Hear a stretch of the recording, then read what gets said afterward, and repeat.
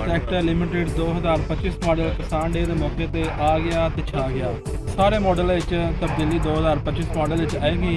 जिमीदार जल्दी करन और ट्रैक्टर खरीदारी करने वास्ते मिलर ट्रैक्टर की तरफ रजू करें। उनके वास्ते मैं बजाते खुद मिलर ट्रैक्टर का जाके विजिट किया और ट्रैक्टर वेख के दिल खुश होया है। आओ तुहानूं जिमीदारां भी दसने कि चीज़ां तब्दील की गई। सब तो पहले 25 मॉडल ट्रैक्टर लैन वास्ते फ्रंट से स्टिकर वेखना है ताकि वाकई 25 मॉडल है। और तुम 25 मॉडल ट्रैक्टर देखोगे स्टिकर पता लग जाएगा तुहानूं कि वाकई 25 मॉडल है।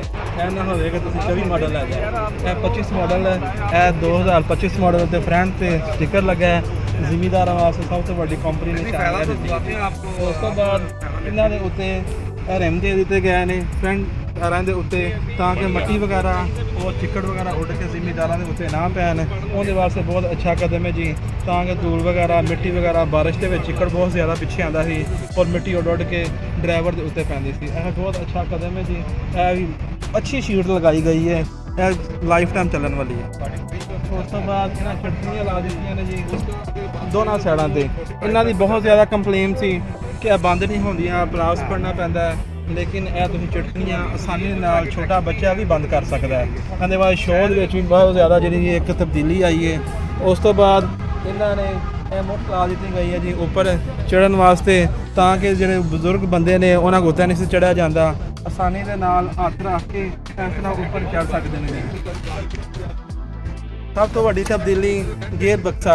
गेयर बक्से उत्ते इन्होंने मुकम्मल प्लेट ला दी है ताकि तुसीं दोने पाँव आसानी के नाल रख सकते हो। इस तरह ट्रैक्टर चलाने में भी आसानी होएगी, ऊपर बहन में भी आसानी होएगी।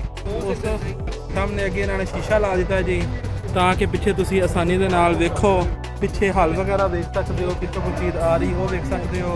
उनके वास्ते काफ़ी अच्छी जी बेहतरीन और कारकर्दगी हो गई है। फिर जिमीदार मोबाइल का मसला बड़ा सी, मोबाइल जोड़ा सी चार्ज नहीं सी होंदा। खेतों में जाके मिलर ट्रैक्टर ने 100 मॉडल दे विच चार्जिंग वाली पिन लगा दी गई है ताकि मोबाइल चार्ज हो जाए। दो तुसीं मोबाइल चार्ज कर सकते हो। मोबाइल रखना कित्थे आ, मोबाइल रखने वास्ते भी उन्होंने उत्थे पॉकेट लगा दी गई है ताकि तुसीं अपना मोबाइल आसानी के नाल इत्थे रख सकते हो ताकि नीचे नहीं गिर सकता। अच्छी पॉकेट लगा दी गई है।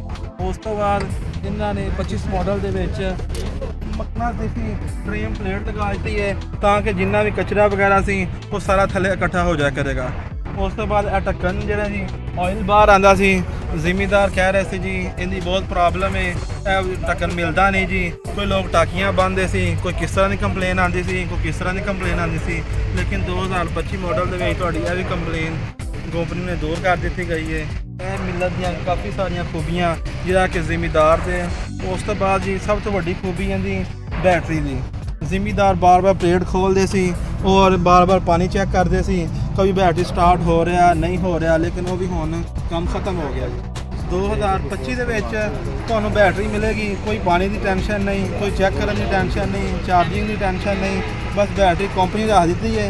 हुण बस दब के तुसीं हल चलाई जाओ, हुण रुकना ट्रैक्टर नहीं जी। यह तब्दीलियाँ कीतियां ने कंपनी ने जी। मेहरबानी सर, शुक्रिया।